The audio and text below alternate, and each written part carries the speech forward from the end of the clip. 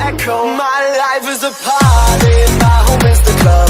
I party like a rock star, dance until I drop. My life is a party, my home is the club.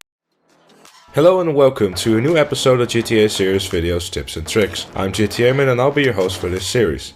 Today we'll be focusing on the vehicle sourcing that was introduced in the Import and Export DLC. We'll go through most of the content by crunching numbers to let you understand the pros and cons of the import and export vehicle business. First of all, we want to point out that with the How to Make Money With series, our goal is not to compare different ways to bank some cash, because theoretically there's always a way to make more money per minute. The intent of these videos is to show you the best, easiest, fastest and or more profitable way to make money with just the content of the DLC we're currently focused on. But without further ado, let's move on to the video. Brilliant, brilliant, brilliant! I love you. In an appropriate way, I mean. If I didn't, you would be dead, of course.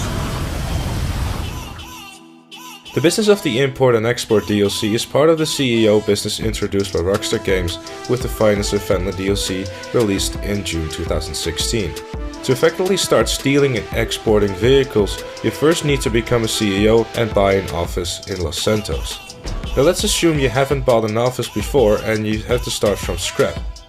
The best option is to go with the cheapest option because there is absolutely no difference between the offices apart from location. So buy the Maze Bank West office, leave the default decor, choose the assistant you want, the name you prefer, avoid both the gun locker and the safe because the safe is useless, while the gun locker is useful if you want to remove some weapons from your inventory and get yourself a custom loadout. The last option is the accommodation, again something that you can honestly avoid if you already own a high-end apartment, especially because you can't start a heist from your office. With your brand new office you can now start working on two different businesses, buying and selling crates and import and export vehicles.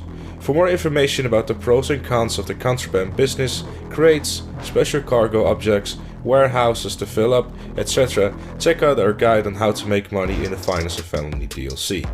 With that said, let's move on to the import and export content. Like the CEO missions in the biker businesses, the import and export dealings are available to players who are in a public session. Making money through stealing and selling vehicles requires a constant activity from the player. You have to start the mission, be the one that steals the vehicle and bring it to your warehouse, and you're also the one who starts and completes a selling mission. Make some money! Money, money, money, money, money! Yum, yum, yum.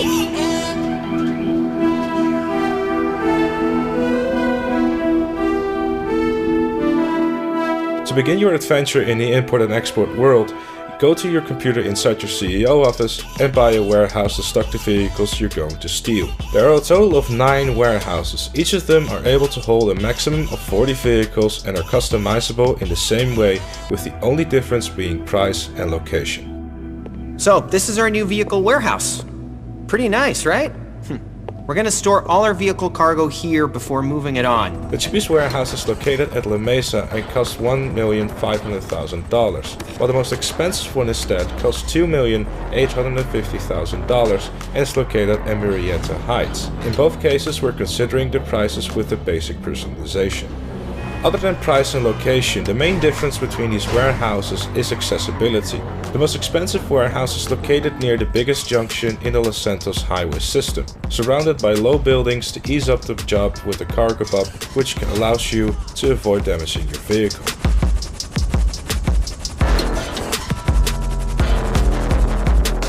Tall building and other structures instead surround the cheapest warehouse, the one in La Mesa. It also features small access to reach the building placed on a not so well paved street. Are these differences worth $1,350,000? Well, no. So money wise, buy the cheapest warehouse. Once you choose your warehouse, you're good to go.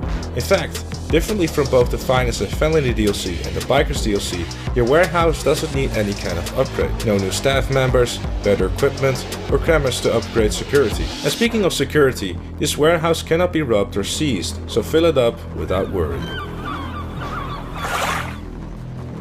So now that you have your office and your warehouse, you're ready to fire up your new business. Your assistant already explained to you how this business works, but let us sum it up. Steal the vehicle, don't damage it, park it inside the warehouse, and then sell it. Again, don't damage it. Is it that easy? Yes, it is. But there's more, and allow us to explain. When you decide to import a vehicle, you have to complete a small mission that will allow you to put your hands on the vehicle needed. There's a variety of almost 20 missions, each of those with other variants. For example, the car that could already be robbed by an NPC, followed by a police car. We're talking about police, placed in the middle of a crime scene. You may need to rob it from a racetrack by shooting the driver, or beat a time trial to win a pink slip and the vehicle itself. Scumbag!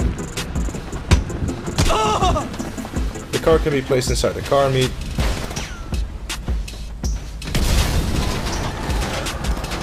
a photo shoot,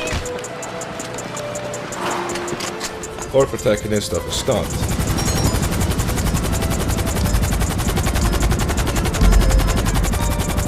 You may need to tail a guy to the vehicle, find it after looking at a picture, or kill a bunch of guys to find the electronic key that will allow you to turn on the engine. Oh my god! Someone's been hit! Die! There's even a mission where you just need to reach the car, take it, and drive it to the warehouse without worrying at all about enemies. But watch out, because sometimes when a job looks too easy, things that may get a little bit complicated.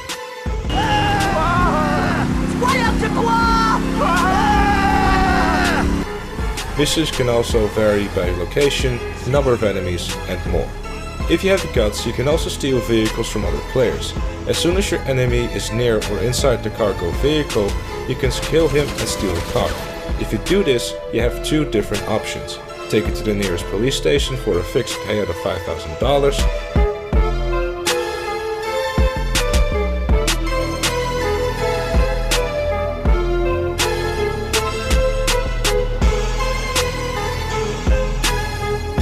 Or take it back to your personal warehouse in order to be able to sell it yourself later, and obviously make a lot more money. Even if this evolution of other player involvement is in some way positive, others have already developed ways to let you lose your stuff. For example, like killing you near the entrance of your warehouse that is also their warehouse, to immediately get inside the vehicle and bring it inside the building while you're struggling to spawn and reach the car. Hey, I'm getting reports. We got someone else's stock. Good work out there. And obviously these suckers go off radars first and don't get out of the warehouse after. So if you start seeing strange things, see people go off radar in the middle of the highway you're running on, etc., prepare for a fight, or just hope for the best, like ending up in a public solo session. Especially because if someone kills you near your warehouse and you haven't spawned yet, your car will catch fire as soon as the other player opens the door of your car. And yes, you can also get your car stolen while you're exporting a vehicle. The other player will be able to deliver it to their warehouse as long as they don't already have that vehicle and license plate.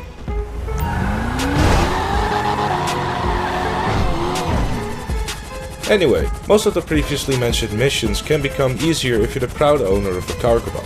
And sometimes a cargo bob can also allow you to give the finger to other non-cargo bob owning peasants in your session. The DLC has a single kind of mission where using the cargo bob is required. If you bought the cargo bob in the past, it will definitely come in handy for these missions. You can ask your assistant to spawn it on the roof of your office, reach the vehicle, grab it with the hook and fly back to your warehouse, delivering your vehicle in less time and avoiding most of the time spent on enemies backup, police and other players who try to kill you in order to steal your vehicle. Sure, sometimes your cargo bob may be too damaged to complete on their job, but if this is the case, drop it and ask for another one. If instead the helicopter is still in good condition, land it manually on the roof of your office, get inside, start another mission and go back onto the roof to find your cargo bob parked where you left it. If you haven't bought one yet, the costs may scare you because it's 1.7 million. And it's a lot, but if you start being good at catching vehicles on the go, it could become your best investment.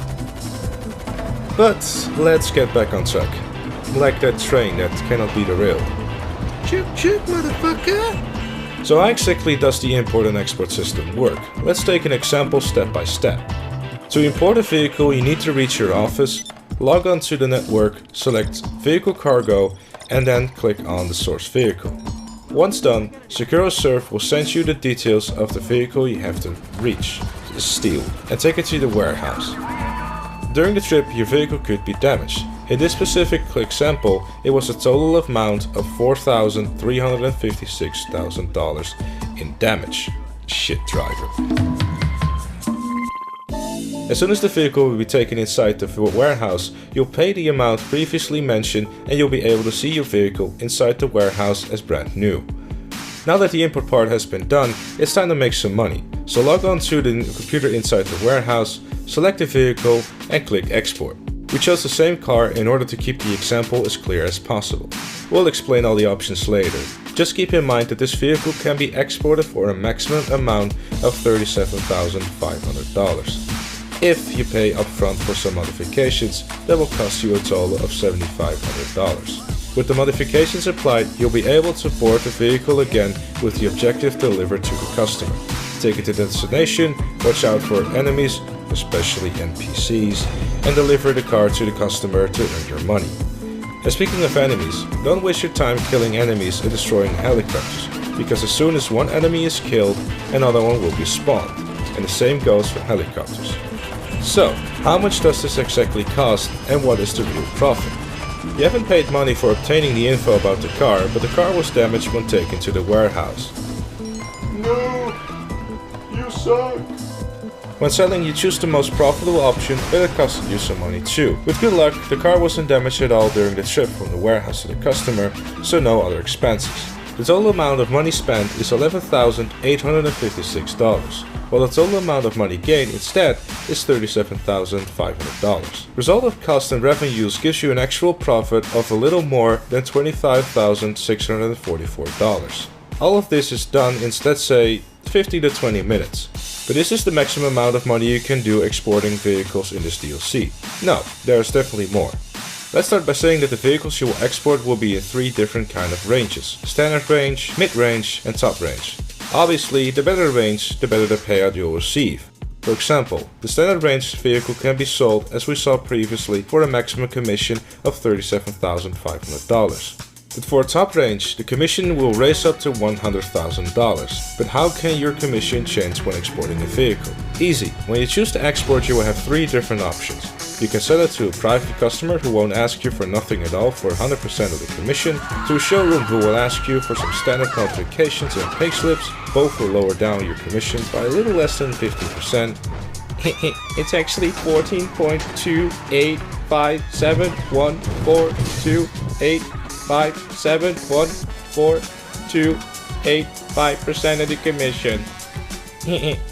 Or to the specialist dealer who will ask you for high-end modifications, lowering down your commission 20%. In the table shown over here, you can see the money you'll gain and the money you'll eventually need to spend. Differently from the game, we always subtracted the cost, which is the money in the red. But why do you need to spend money? Well, welcome to the fantastic world of exporting stolen vehicles. What am I doing with my life? When you choose to export a vehicle, you have 3 different options: private, showroom, and specialist dealer.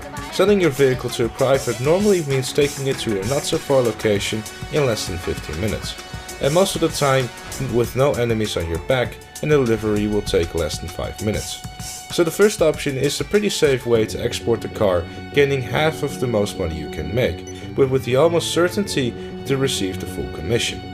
If you choose to raise up the risk, you need to spend a little bit of money and export the vehicle to a showroom. The money you have to spend is necessary to remove the tracker, change the plates, colors, and sometimes other small changes in the vehicle. Once you're done with the modification, you're good to go, but this option always requires a mid-stop between the warehouse and the buyer in order to recover the falsified documents that allow the showroom to legally resell the vehicle. As soon as you collected the documents, you need to get back in the car and take it to the buyer. Enemies are a possibility with this option.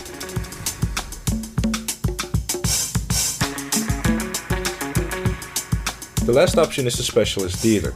In order to gain a maximum amount of money possible, you will need to spend a fixed quota of $20,000 to remove the tracker, change the plate, colors, add performance upgrades, change wheels, and body parts. The buyer doesn't mind what these things are changed to, so don't waste time thinking about what the buyer would like. Just change all the things required and do it in the 5 minutes given.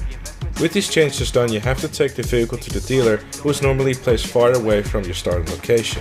Also, rarely you'll be lucky enough to bring the car in one piece to the destination, but most of the times choosing this option means you'll be facing a couple of enemy cars with high speed, great driving abilities and overpowered aim even at high speed. And also NPCs. Don't get me started on those pricks.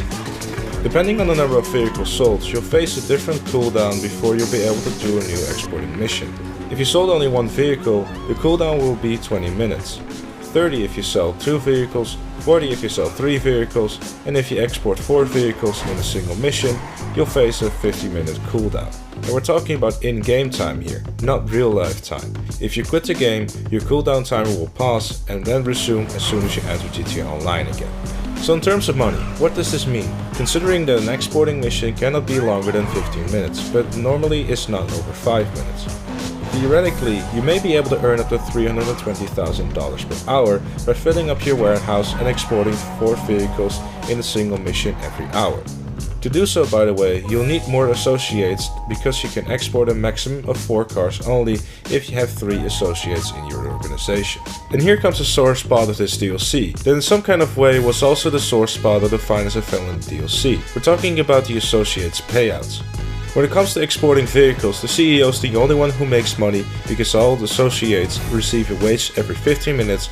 If a mission is completed with success, the payout will be raised by $500 and paid as a bonus. Is this fair? Well, as we already said when we had the opportunity 6 months ago, technically it is, considering that the CEO is the one who spent the money without receiving a regular wage. The CEO paid for the warehouse, abilities and the vehicles available throughout the interaction menu. He is the one who paid the damages both when the vehicle is taken inside the warehouse and where the car is exported. And most important, he's the one who takes the risk in losing everything. Because in a 4-car exporting mission, if all vehicles blew up, the associate loses $250, but the CEO instead loses $400,000. So technically, considering that in an hour an associate can earn a little more than $40,000, while the CEO could earn a maximum of $320,000, the payouts are virtually respectable. But let's be honest, no one is happy to work for $40,000 if your boss earns almost 10 times that. But there's a way that both the CEO and the associates can work together in the right way, both with a good payout to look forward to. And that way is called car collections.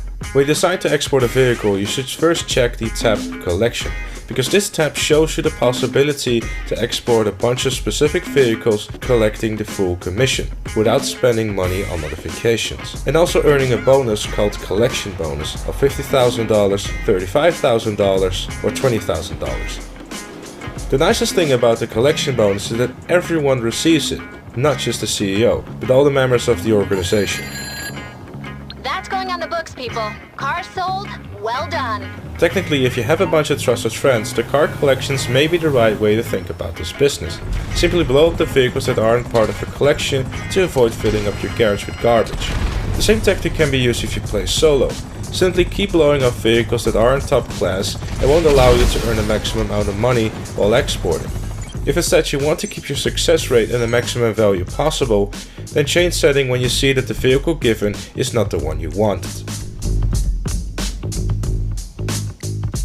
Before closing, allow us to spend a word on the special cargo vehicles.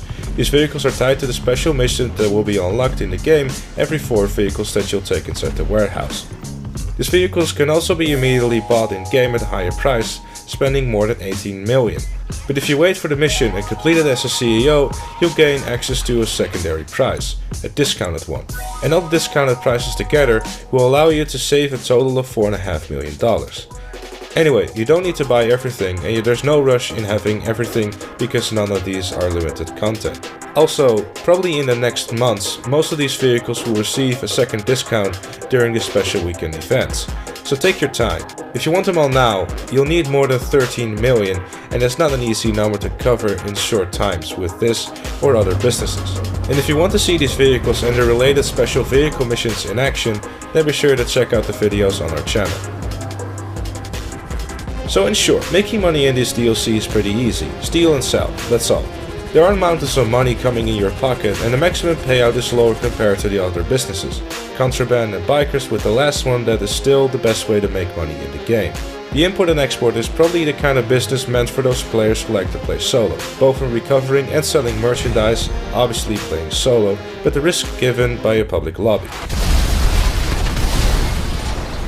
If you already have an office, then spending $1.5 million on a warehouse is something that you will want to do. You'll be able to play some nice missions, unlock 8 crazy vehicles at a lower price, and have a lot of fun with one of the main aspects of Grand Theft Auto Online. If you're worried about covering the cost, just think that you'll need to sell around 20 top tier vehicles to repay the warehouse, and if you also have to buy an office, add another 15 cars. From there, it's all profit, and your warehouse can store up to 40 vehicles. So maybe it's time to become a CEO for everyone. And that brings us to the end of this tips and tricks episode. I hope you found this useful. Thank you very much for watching from me, GTA Man, and the GTA Series Videos crew, and we hope to see you next time.